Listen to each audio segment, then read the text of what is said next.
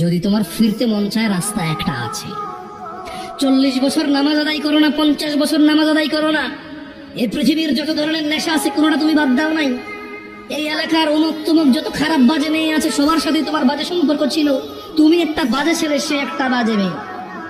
ওকে, সমস্ত গায়কের গান, সমস্ত নর্তকীর নাচ তুমি উপভোগ করেছো। শোনো, 40 বছরের অপরাধ, 50, 60, 70-এর অপরাধ, শোনো, রাস্তা একটা আছে। ও বোন, ও ভাই, রাস্তা একটা আছে, আমি বলে দিয়ে যাই। হাদিস থেকে বলবো না যে তুমি বলবা জাল, দইফ, এইটা হাসান কিনা, সহি কিনা। কেউ তোমাকে বিভ্রান্ত করবে, আমি ওখান থেকে বলবো।